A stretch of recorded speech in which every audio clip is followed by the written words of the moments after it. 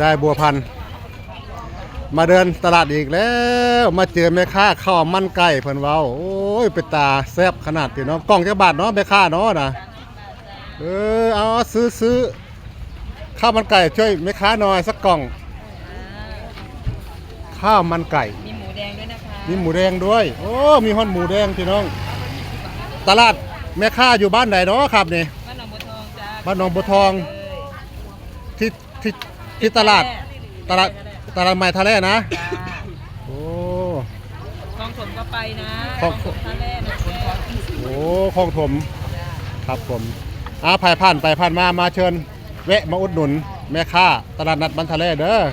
ข้าวมันไก่ข้าวหมูแดงโอ้มีหมักโมพร้อมแตงโมก็มีแม่ค้าแตงโมพี่น้องเอ้ยมีแต่ผู้สาวพี่น้อง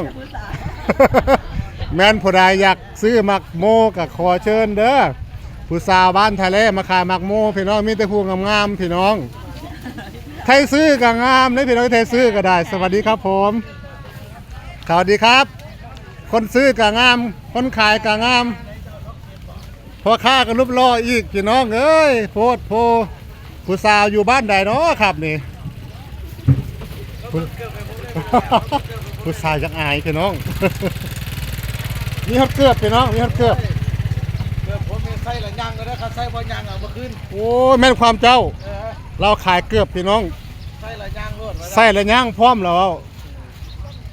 อาแม่ไส้พอยังมาเอามาขึ้นเนี่ยบอกถ้าใส่บ่ย่างแล้วเอาคืนได้แล้ววะมีหลายรุ่นหลายยี่ห้อพี่น้องนี่ตั้งแต่ราคาเริ่มต้นเท่าไหร่เนาะพอค่านี่มีตั้งแต่100ขึ้นครับโอ้เริ่มต้นที่100ขึ้นเนาะครับไปเรียบร้อยขอเชิญตลาดนัดบ้านทะเลเด้อยายบัวพันธุ์กับหลานก็พากันเลาะไปเลาะ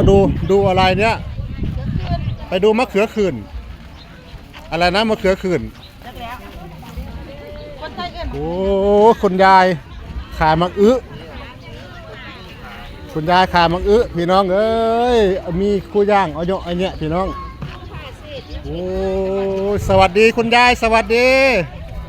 แม่ค้าห่างเครื่องพี่น้องเอ้ยมื้อนี้บ่ได้ล่ำเนาะยายเนาะ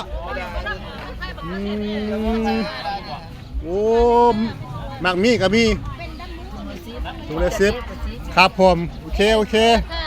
คเดี๋ยวได้ยอดมาซื้อซอยเด้อปลาแห้งก็มีนะคะปลาแห้งก็มีแม่ค้าเพิ่นเว้าโอ้มักหอยเลื้อยค่ะกระเทียมก็พวงละ20 บาทจ้ากระเทียมก็มีทุกอย่างจานละ20 บาทโอเค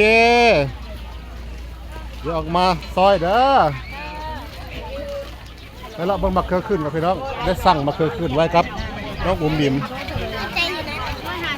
สั่งมะเขือขึ้นกับน้องอุ๋มบิ๋มไว้มันสิได้บ่โอ้มื้อนี้รู้สึกว่า